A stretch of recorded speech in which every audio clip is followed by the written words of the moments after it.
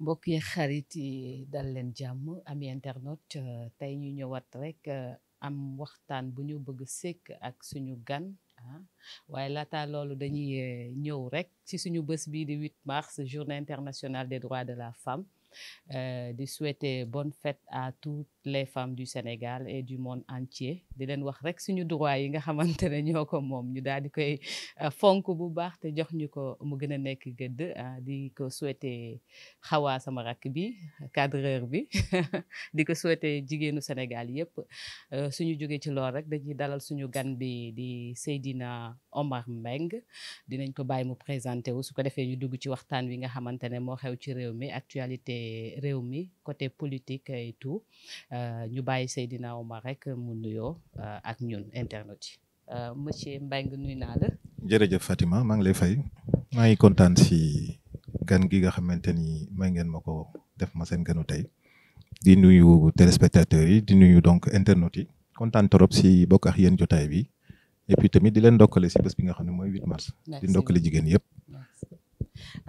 kontaan nañ kooku mooy monsieur Mbengue moom la ñu am tey comme invité du jour bu loolu passé rek di nuyoo bi dañ koy bàyyi mu gën a présenté wu ak ñu door a jàll ci waxtaan wi nga xamante ne moom la ñuy amal léegi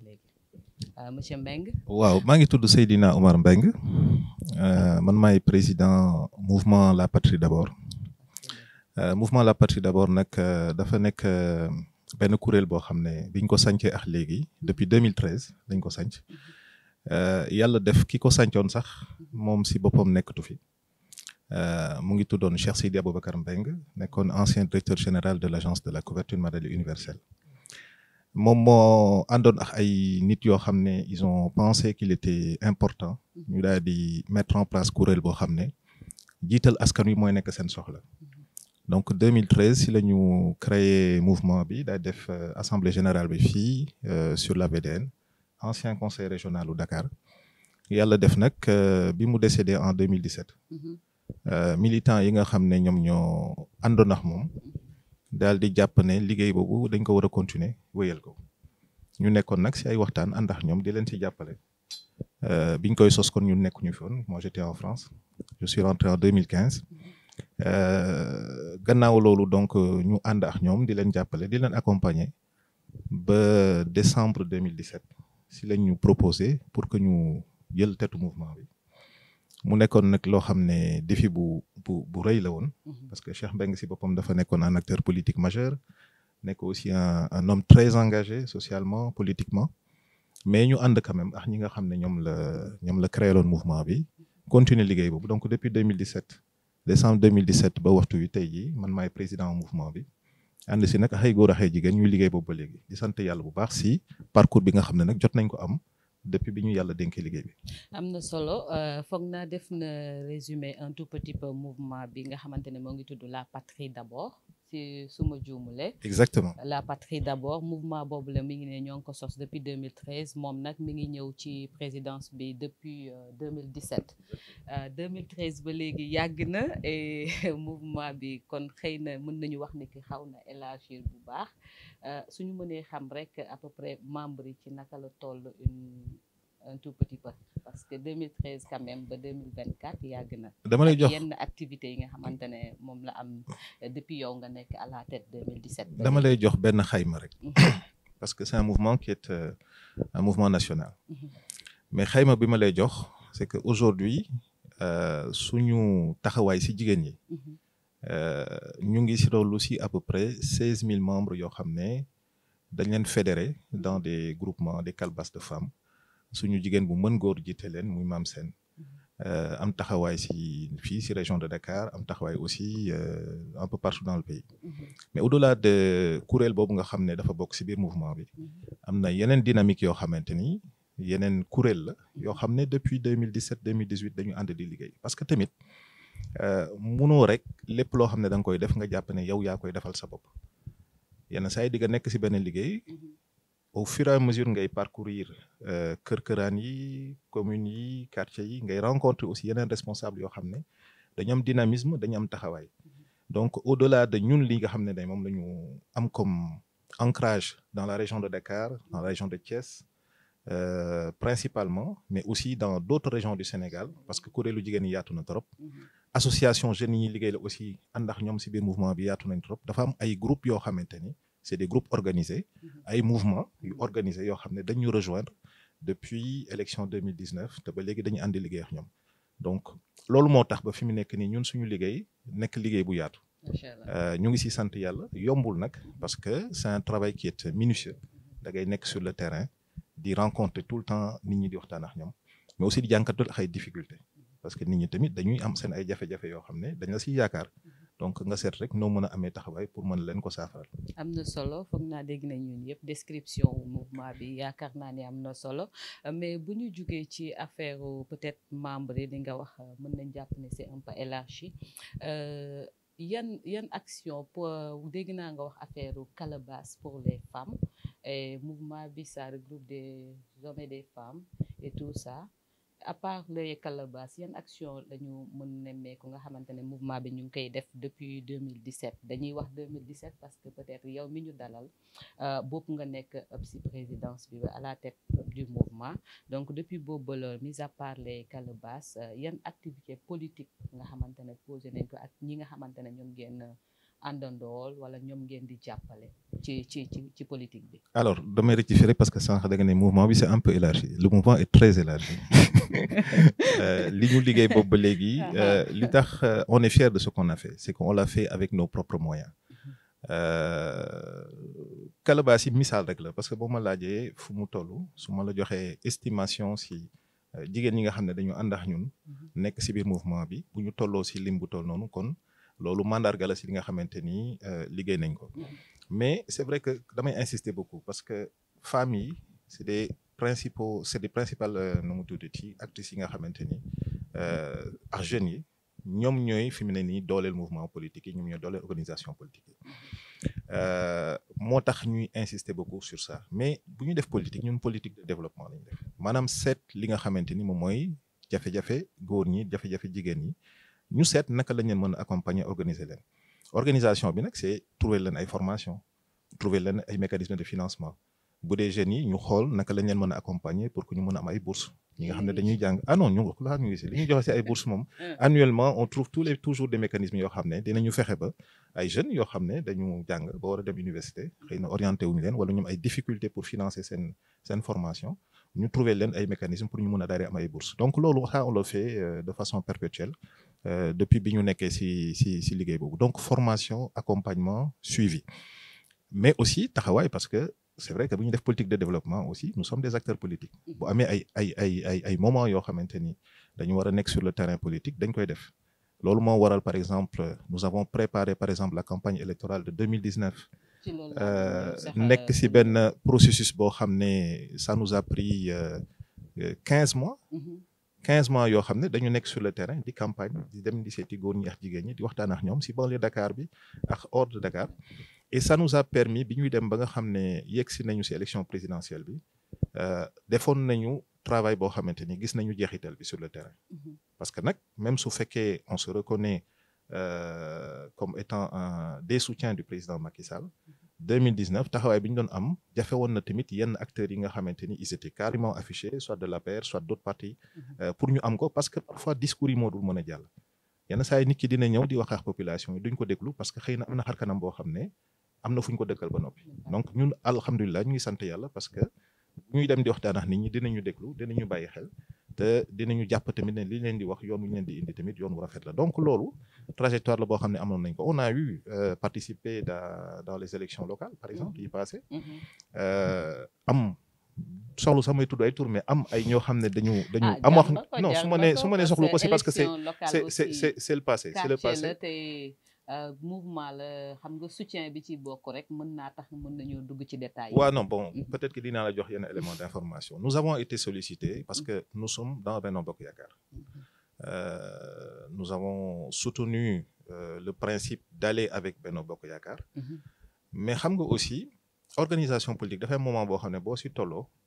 buñ la mayul espace pour nga exprimer wu il faut nga uti ko et c'était une période boo xam ne le ministre Mame Mbaye Niang avait lancé une dynamique daal di ñu woo si loolu pour que ñu jàppale ko ñu waxtaan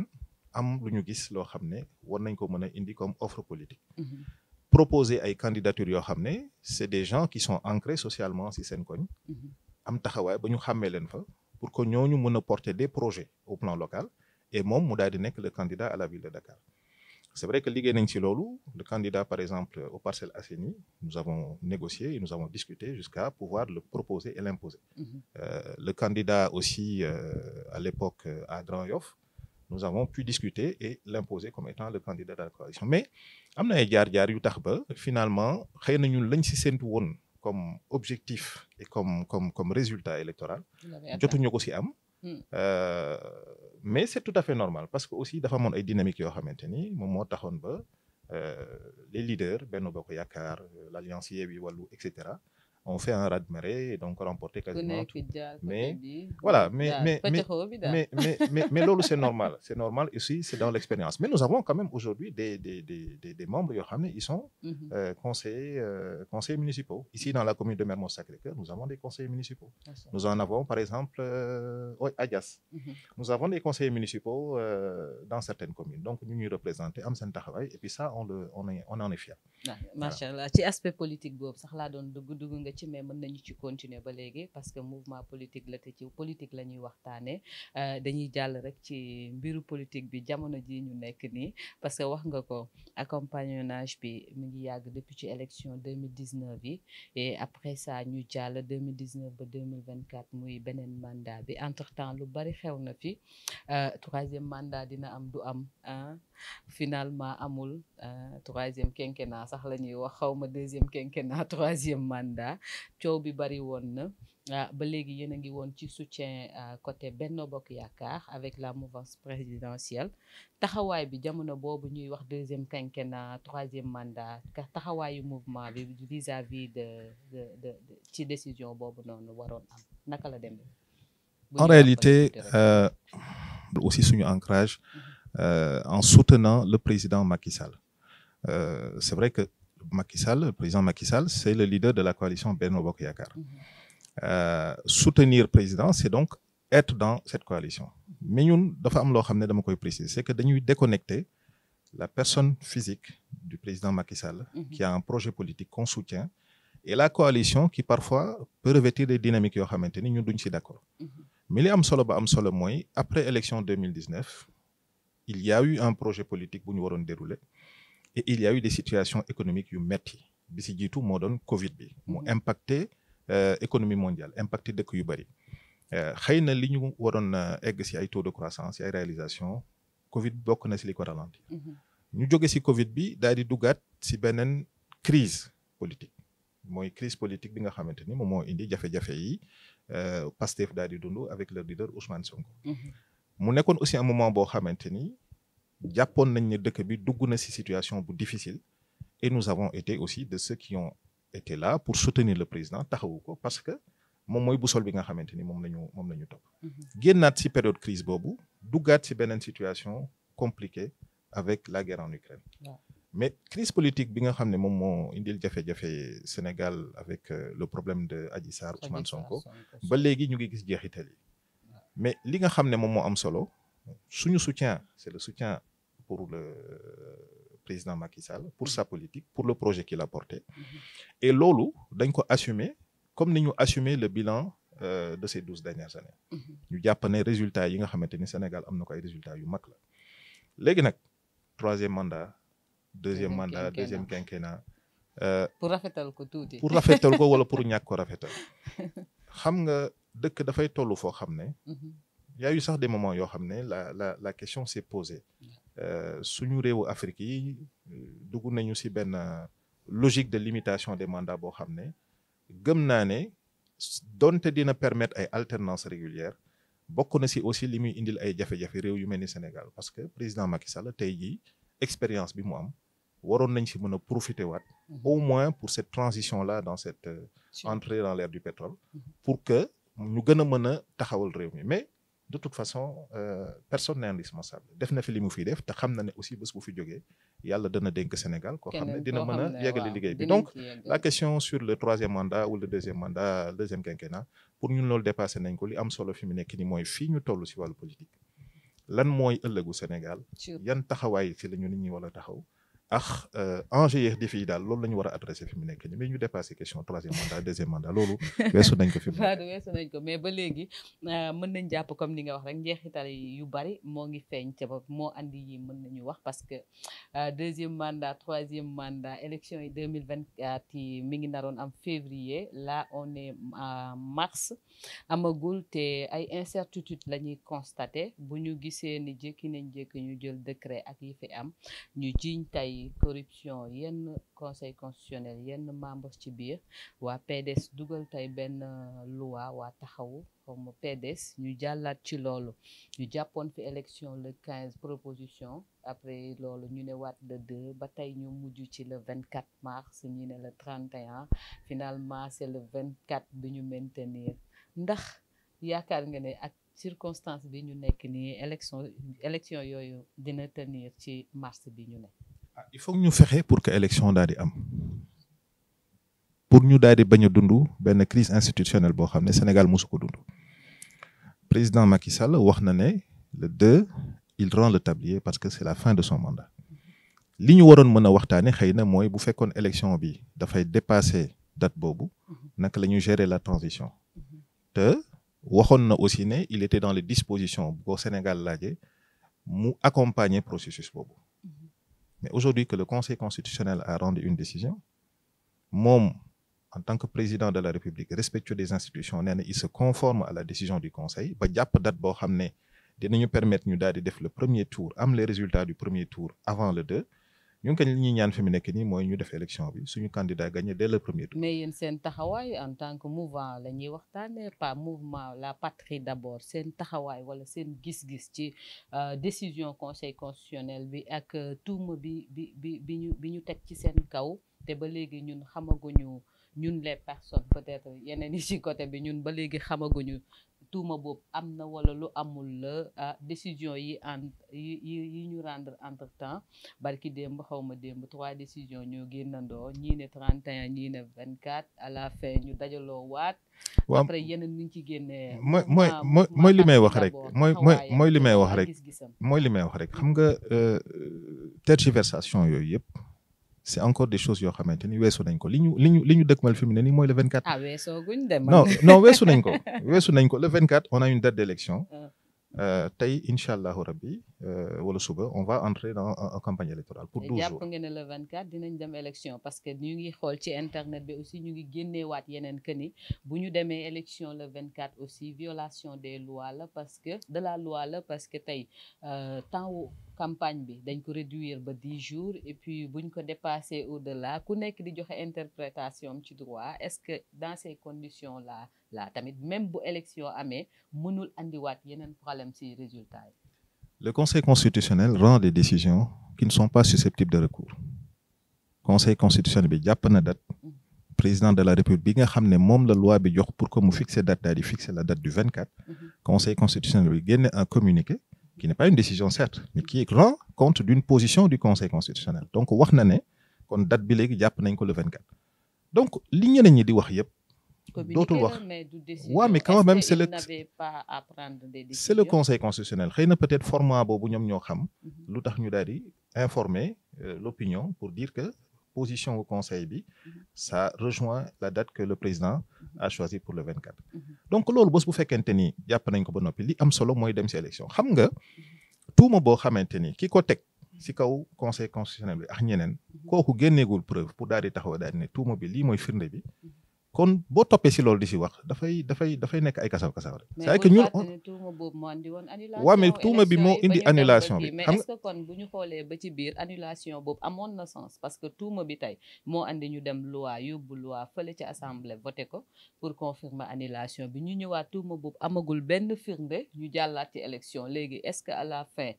tuuma boobu jaroon na tey ñu jël décret pour annuler woon élection reporter woon élection. président de la République buy jël ay décisions. day xool lan la ko yoon may puisque l'Assemblée nationale avait mis en place une commission d'enquête daal ne dafa am lu muy saytu ci ay tuuma yoo xam ne dañ ko yëkkati teg ko ci ko Conseil constitutionnel daal di ko soumettre benn projet de loi pour proposer report élection moom mu acté situation bi jël une décision pour arrêté élection bi processus bi dem na loi bi voté nañ ko conseil constitutionnel bi nga xamante ni moom mooy apprécier recours yi rejeté na disposition yi nga xamante ni moom mu nekkoon ci loi bi donc loolu passé na ñi nga xam ne ñoom nee nañ am nañ ay tuuma yoo xam ne teg nañ ko ci kaw conseil bi wala ci kaw yenn membre conseil bi mais bu ñu amee ay firnde nañ ko génnee parce que nag le conseil moom moo war a àtte ëllëg te nag waru am lenn loo xam ne luy gàkk-gàkk ëllëg situation boobu. résultat wu élection yi après day ñëwaat. est-ce que loolu mënut a gën a andi lu gën a grave sax li ñu weesu après parce que ay hypothèse la ay hypothèse la yoo xam ne dañ koy jël en considération mais loolu ñi nga xamante ni ñoom la concerné muy acteurs yi daal di yëkkati tuuma yooyu daal ne dafa am buñ ci amee firnde nañ ko génne buñ ci amul firnde nañu noppi ñu préparer ñun ay élection loolu moo am solo xam nga ñun en tant que mouvement ñun suñu position dafa claire nous avons considéré que transition bii ñu war a dugg pour am un nouveau président de la République daal di installer des institutions yoo xamante ni dañuy nekk institutions yu démocratiques mais surtout yu légitimes loolu fi mu nekk nii moom mooy tax ba dund jafe-jafe yi ñu dund ci période préélectorale bi ñu mën a weesu ko daal di nekk ci taxawaay bu bees donc ñun ci loolu ñun la ñu nekk moo tax tergiversation yu bëri yoo xamante ni nit ñi dañ koy am di wax les bruits de couloir parfois day raisonner ci nopp nit ñi mais daf leen di tànqal donc li ëpp solo mooy juger des faits daal di taxaw ci li nga xamante ni moom moo gën a am solo. xam nga loolu ñu ngi jógee léegi ci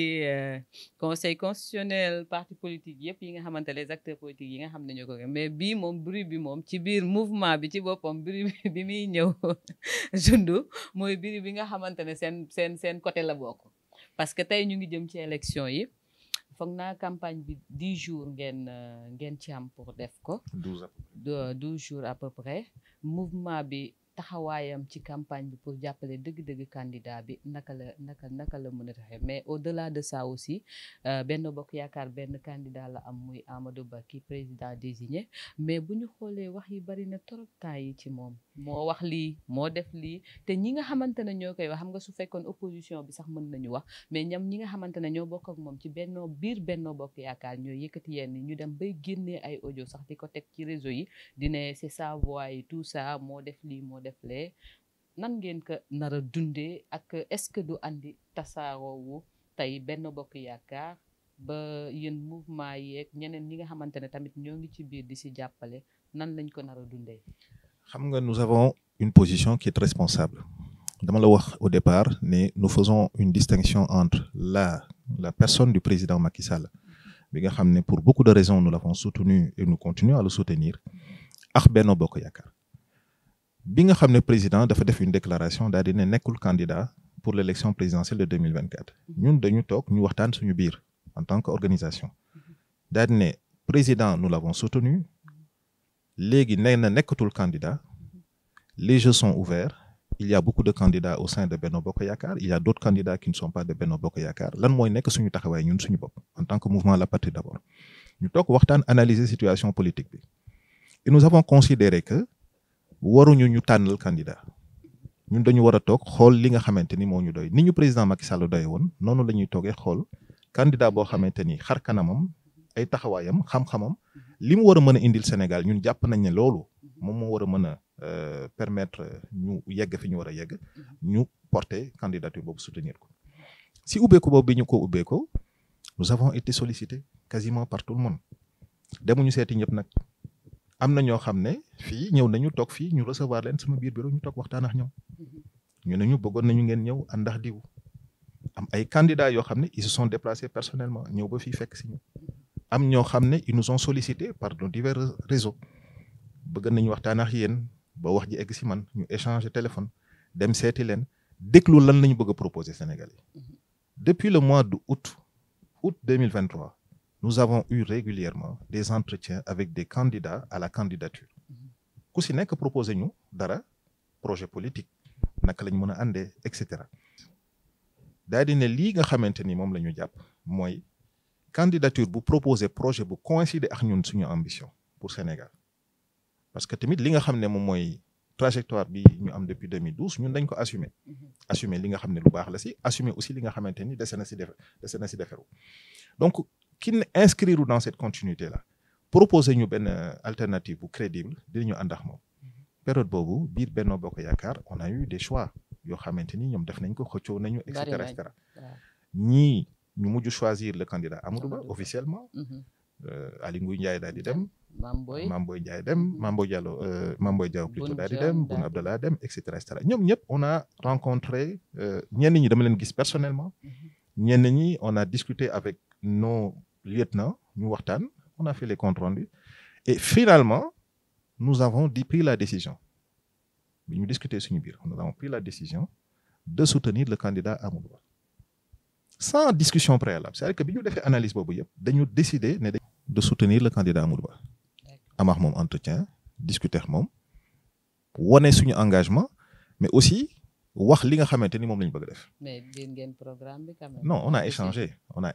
parce que tamit nit ki doo ñëw soutenir ko noonu te amul loo xamante ni yaa ngi continuer derrière. mais programme bi en tant que tel. discuter nañu bëgg xam ne waa programme bi non discuter nañu mais le candidat si boppam. dina communiquer sur li nga xamante ni moom la bëgg a proposer Sénégalais. loolu du ñun ñoo koy def à sa place fi mu nekk non jot na mais dina ko def yéen par rapport ak yéen par rapport ak ñun suñu choix assumé nañ ko. aujourd'hui il faut que ñu daal di comprendre que le projet politique qui est porté avec comme soubassement le plan Sénégal émergent loolu ñun gëm nañu moo ñu war a mën a yóbbu vers l'émergence à l'horizon 2035 avec pas mal de projets et cetera et le candidat Amadou Ba jusque-là premier ministre mais qui ne l'est plus qui est maintenant libre pour pouvoir faire sa campagne électorale on va travailler justement pour que si secteurs yi nga xam ne ñun aujourd'hui nous sommes forts et nous avons l'ambition de travailler pour que moom mu gagne fi c'est-à-dire les 5 départements de Dakar la région de Dakar le département de Mbour le département de Thiès nous avons décidé que si zone boobu nous allons concentrer nos forces si yeneen zone yi nga xam ne nag effectivement il faut que ñu apporter une contribution on va s'inscrire simplement si li Benno Bokk Yaakaar di def ñu def suñu taxawaay mais loolu bu ñu xasee ba jël décision boobu li si des les commentaires daf ñuy tardel waaw mais c'est vrai que dañuy diverger entre la personne ak programme bi mais fi nga xamante ne foofu laay gën a kii taxaw pour man c'est très important du moment où da ngeen am ñenn ñi ngeen rencontré yu bari mënoon am tey mënoon jël tey beneen décision dem jàppale ñeneen mais vous avez choisi Amadou Ba ak son programme pour jàppale ko yenn yi nga xamante c'est vrai que 12 jours aussi bariwul mais comme fi ñu nekk rek comme ni ma la ko waxee sànq pëccëxoo bi bari na te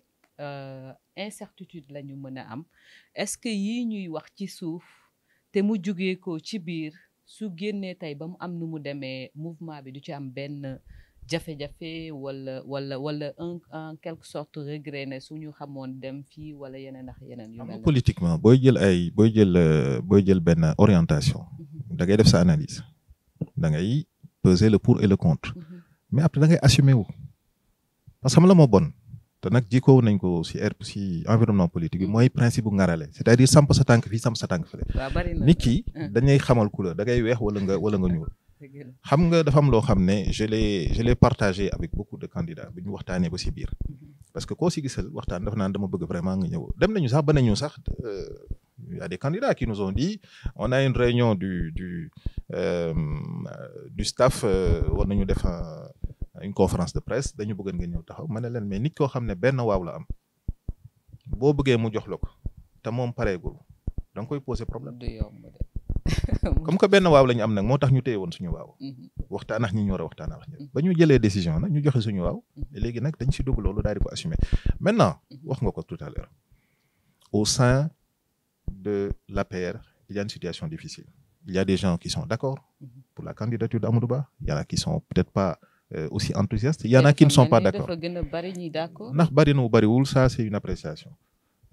li am solo xam nga mooy lan. parce que ñi dégg na ba d'accord ñu aussi am na fu ñu kii. non je suis d'accord mais dama la bëgg expliquer benn affaire xam nga mbir potu mbir la li nga xam ne li concerne biir affaire du bëgguma si sori mais li ma bëgg wax rek mooy.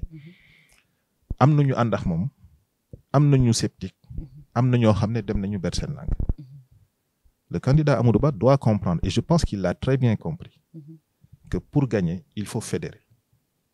et il faut que mu fédérer te dina fédérer le plus largement possible léegi nag après li si des kenn ku si nekk yaa xam na ngay tojo sa bopp janax bu fekkente ni ñoom dañu jàpp ne dem ànd ak beneen candidat wala ber seen langue bopp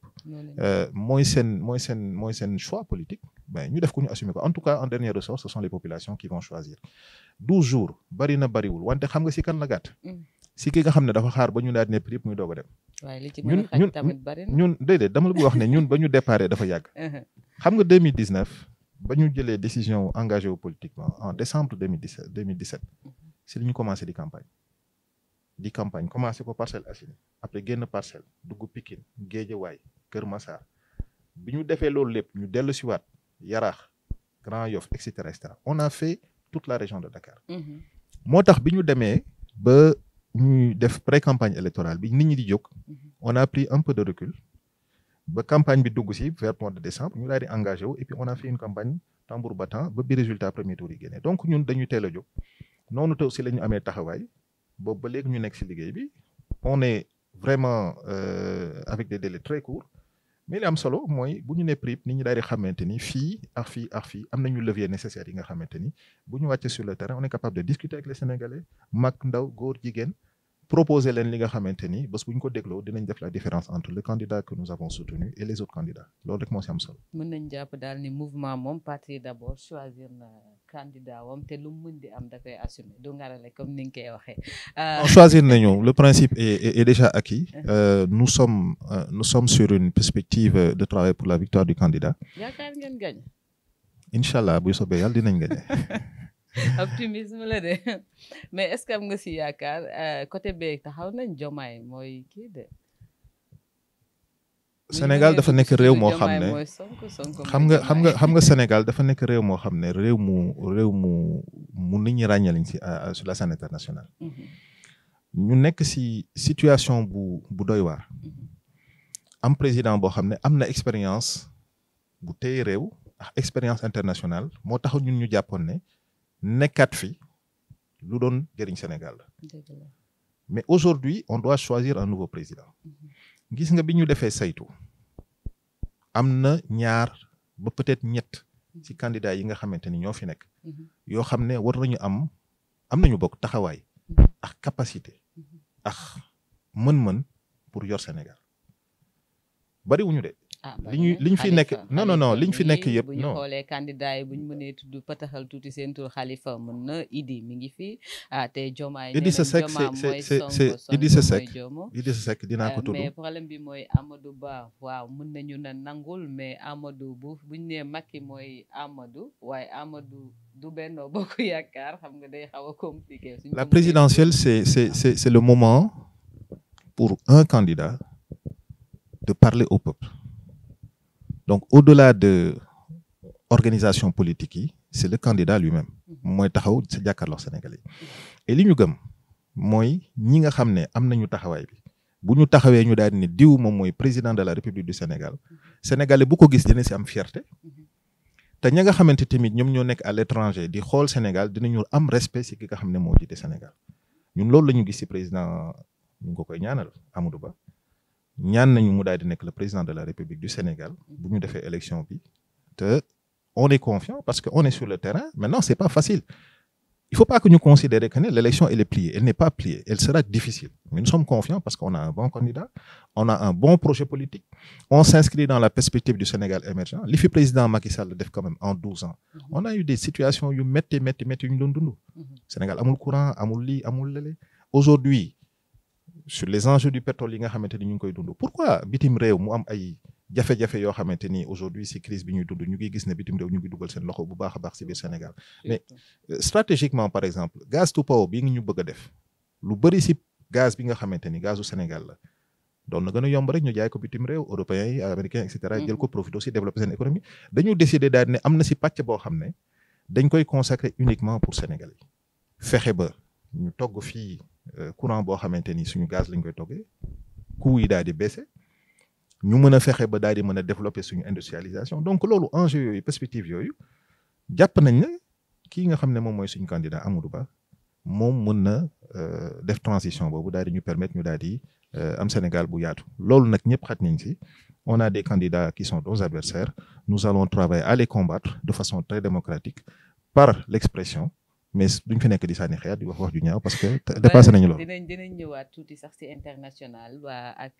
compagnonnage président depuis 2012 mais laata loolu dañuy rappeler que ni rek Seydina Omar Mbengue la ñu dalal tey président mouvement La Patrie d'abord dañuy jaar fii balaa ñuy jàll ci loolu ma la wax rek dañuy ñëw ban gis-gis ngeen am yéen en tant que mouvement bi que am na candidat bi nga xamante ne mi ngi ci kaso bi ba pare campagne bi mi ngi commencé te ku ne xam na ni campagne da nga war a génn aussi s'affronter ak population bi am sa temps d'antenne expliquer les Sénégalais un tout petit peu par rapport à ton programme te bu ñu jëlee exemple Diomaye mi ngi ci kaso bi yéen ban gis-gis ngeen ci am est-ce que war na mën a des ci kaso bi ci campagne bi wala war nañ ko mën a génnee quand même pour mu defi campagne comme ñëpp. waaw xam nga lu si nekk rek dafay nekk parce que lu aju si wàllu yoon après ay procédures lañ koy régler mën na def demande de liberté provisoire ñu bàyyi ko comme procureur de la République wala lenn mën nañ jël ay actes yoo xamante ni mooy permettre ñu daal di ko libérer. voté nañu une loi d'amnistie amnistie boobu daf koy concerner mais au-delà de loolu nga xamante ni c'est du ressort du droit on va dire des procédures man dama jàpp ne ñun on a besoin d'ailleurs que le candidat Diomaye soit sur le terrain. waaw daal di non il faut que candidat Diomaye Faye daal di wàcc ci terrain bi nit ñi gis ko ñu xool ko déglu ko mu wax non mooy li ma la wax nee naa la c'est la rencontre entre nit ki nga xamante ni dafa bëgg a taxaw ne dama leen bëgg a jiite pour yóbbu leen fii donc au lieu muy nekk ci biir prison bi di constituer un mythe Diomaye Faye na génn taxaw ak sénégalais yi wax li nga xamante ni moom la bëgg pour sénégalais yi waaw bu fekkente ni nag wax na suñu candidat wax dinañ gis différence bi bu soobee. loolu nga jàpp daal. non loolu mooy. d'accord loolu weesoo wax nga ko léegi loi d'amnistie la ñu wax bu ñu xoolee 2021 ba 2024 li fi am bari na gis nañ ñi fi ñàkk seen bakkan yàqu-yàqu yi am ci réew mi yëpp ñi nga xamante ne sax ils n'ont rien à voir ak politique tey yàqal nañ leen ci ba fa la ñu jaaree ñàkk seeni alal ba faaw ñenn ñi ñàkkee ci seen liggéey parce que ñu ngi wax a plus de 3000 jeunes ci Auchan yi tey ñàkkoon nañ seen liggéey am ñoo xam ne ñàkk nañ ci seen doom ñi ci génn àdduna ñuy wax ay affaire de 80 ñii di wax au-delà ñii di naan mooy lu mu si mën di doon rek ñu génn àdduna bari na ci mbir mi tey ñu ñëw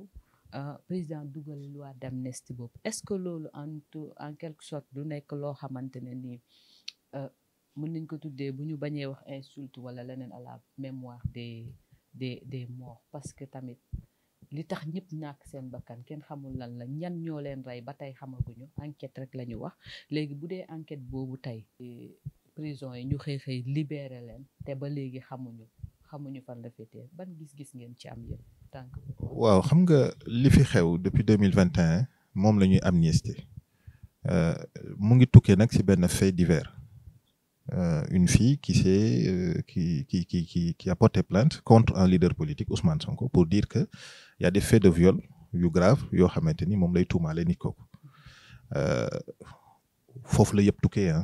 ba mujj si ay gatsa et cetera jafe-jafe yi taal dëkk bi yàq terre bi def fi ay actes yoo xamante ni actes yu grave la moom nga xam ne moom moo responsable je pense de toute cette situation-là il faut le dire c'est Ousmane Sonko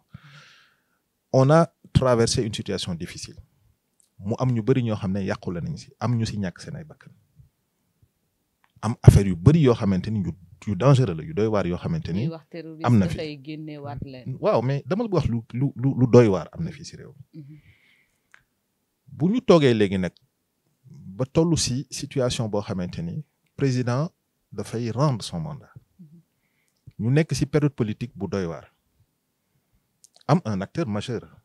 candidat du Parti démocratique sénégalais Karim Wade présenté candidature am ñu rejeté ko à la dernière minute pour fait de double nationalité ba mu jur ay report élection tuumal fi ay et cetera mën nañu dem ci élection ci contexte boobu bàyyi ñii ci biir kaso bi def élection mais la mu mën a jur mooy ëllëg ci biir kii gagné nekk président de la République di confronté wax ay jafe-jafe yoo xamante ni président Macky Sall moo ko fi bàyyi donc moom bés bu jàppee ne war nañu mën a trouver un pardon général loolu mën naa ko accepter. li nga xam ne nag moom mooy une position bu ñuy déranger. c'est le fait que ce pardon se fasse alors que xamuñu dëgg-dëgg expliqué wuñu Sénégalais surtout jusqu'à quel niveau la nit ñi am une responsabilité dans li nga xamante ni moom moo am. kenn xamul. Et ça je trouve que on le doit aux Sénégalais. ak ñi Ce ñu pardon, c'est tëjoon nécessaire. jàppee leen des waxoon comment ça s'appelle lañu force spéciale autant après ñuy ñëw ci les mouvements terroristes tout ça mooy le devoir jàpp leen d'explication. depuis des années ñenn ñi depuis des mois C'est le dellu devoir siwaat nañ te d'explication. ba léegi te ñooñu suñu xoolee tey ñooñu li ñuy nettali su fekkee noonu xamuñu ndax noonu la demee mais c'est un peu quand même mooy li ma la wax c'est le devoir d'explication. Je pense qu'il y a un devoir d'explication surtout de ce qui s'est passé. am na yeneen dëkk yu mu xew où on a fait des conférences nationales où on s'est parlé après ñu baale xëy na nag délai bi moom moo gàttaay boo xamante ni loolu fi mu nekk nii permettre ko ci cabaxal peut-être parce que da explication yooyu mënul jël li important benn jour ñaari jour mais il faut que nit ñi xam parce que loolu lu tax ñu ciy insister tey jii su fekkee dañu dem loolu ci ñàkk explication yi ku nekk ak xelam ak ni mu koy xalaatee mën na tey côté boobu porter préjudice Amadou Ba parce que dinañ jàpp ne peut-être ñoom ñi nekkoon mouvement présidentiel bi lii yëpp amaana amul woon dañ ko créer wala est-ce que du ñoo rey ñi parce que ñi ngi koy jiiñante day xale bu ñu demee ba yenn yi mën nañ ci révolté woone dootuñu leen voter parce que lii ak lii am na fi te seen bopp la ñu bëgg a sauver mën nañu yàqal un tout petit peu Amadou Ba. J'ai bien compris mais pour résumer dama ni y a un devoir d'explication et ça c'est l'État du Sénégal qui a un devoir d'explication au-delà du président Macky Sall parce que moom il incarne l'État du Sénégal en tant que président mais bu soobee yàlla le 2 avril ce sera la fin de son mandat. Il a fait une déclaration publique pour dire que dafay dem et on espère que on aura une élection présidentielle le 24 élire ki ñu war a élire ñu def la transition nécessaire xam nga lu tax li fi garder waat président Macky Sall au-delà du 2 situation de crise rek la mën a nekk situation de crise boo xamante ni moom en tant que chef de l'État il devra assumer ses responsabilités bu boobaa pour assumer sax au-delà du 2 une responsabilité à la tête de l'État du Sénégal ñun ñaanuñu ko pour Sénégal ñaanuñu ko pour Sénégal parce que loolu lu doy waar lay doon mais il y a quand même un devoir d'information que l'État du Sénégal doit aux Sénégalais si lii nga xamante ni moo fi xew et puis que les gens puissent pardonner ñu daal di saytu aussi ñi nga xamante ni am nañ ci ay yàqu-yàqu ñu xool nu ñu leen indemniser ce ne sera pas facile parce que jàpp nañ ne y a un travail d'inventaire boo xamante ni est-ce que l'État du Sénégal def na ko il faudra peut-être le faire pour ñi nga xamante ni dund nañ jafe-jafe yooyu ñu daal di ko def quant à notre candidat xam nga appréciation yi dañuy diverses ki nga xam ne gis nga ko mu ñëw présenter un projet politique yow à la base say nit daal di dem def campagne rencontre sénégalais yi waxtaan ak ñoom kenn ku si nekk bés boo duggee si biir isoloir bi yow wax yàlla yaa fay des lii déterminer yow ce choix en direction de tel ou tel autre candidat yow yaa ko xam kenn mënu ko mesurer mais on va parler à tous les Sénégalais et puis kenn ku si nekk bés booy jël sa décision on pense que ce sera une décision qui sera favorable. Politiquement yàpp nga ne yëngu na tuuti politiquement. On verra je pense en Amadou Ba un grand homme d'État un grand président de la République. Non avant président bi ci politique comme ni ñuy duggee. dinañu gis campagne baa ngi ñëw dinañu gis xam nga de toute façon li il faut juger les gens il faut juger les gens aux actes. dafa yaru de. waaw mais yar nag qualité la yar qualité la gis nañ président non gis nañ président de la République qualité yi nga xamante ni moom la am wàccaaca bi daa woo ko dégg dama ne bu yëngalul ñun ñu yëngal ñun de toute façon ñun xam nañ ñuy politique li am solo xam nga mooy ñun xam nañu fa ñuy jaar bés bu ñu weeteex sénégalais di discuter ak ñoom non ñun li ñuy def déggoo li ma la wax ñun du ñu toog ba ñu ne prip ñu doog a jóg ñun dañuy teel a jóg waaw te bés bu ñu jógee waxtaan ak nit ñi on a des échos favorables gis nga récemment nii sans pour autant tudd commune bi parce que nous avons des adversaires un peu partout te bu ñuy def leen aussi bu ñu ko xamee mais am na fi mu nekk nii liggéey bu am solo boo xam ne tey jii dans le département de Dakar ñu ngi koy def avec des forces qui sont très organisées des associations de jeunes bés bu ñu paree ci loolu je pense que les 5 derniers jours de la campagne électorale ce sont des jours qui seront décisifs li ñu manqué woon li majorité présidentielle bi manqué woon moo doon un discours qui s'adresse aux jeunes et que les jeunes comprennent et aujourd'hui on a réussi quand même à avoir un bon écho auprès des jeunes et voilà non on a un bon écho auprès des jeunes matale wuñ ko parce que on a des adversaires yoo xam ne aussi ñu ngi jàllale seen message mu am ay jeunes yu koy dégg mais on pense que aujourd'hui progression bi ñuy kii nii mën nañu may écart yi nga xam ne moom moo amoon ci élection locale yi à Dakar dans la région de Dakar et principalement dans le département de Dakar écart yooyu amaat ci élection législative yi bu ñu demee ci pëccxoo bi nga xam ne mooy présidentielle bi pëccxoo la mais bés bu ñu demee ci pëccxoo boobu nous allons assurément faire la différence comme nous l'avions fait mu nekk surprise en 2019 président Macky Sall la ñu def élection Dakar mu génn nekk pays on pense que on peut arriver premier à Dakar. En tout cas on vous le souhaite balaa ñoo jeexal rek dañuy ñëw ci côté international boobu wax nga en résumé wax nga tuuti ci gaz pétrole dañ ciy dugg tuuti rek benn question bu ndaw ndax pétrole beeg gaz bi nekkul à la base parce que bu ñu gisee ni ki bu njëkk ci biir réew mi dañ daan faral di wax Macky Sall candidat waa France dañoo koy dicté defal li mais bu ñu seetloo au dernier moment tey ñooñu ne ñooy ñëw di dal tey ci kaw Macky Sall dañuy constaté RFI France 24 et tout ça ak journal anglais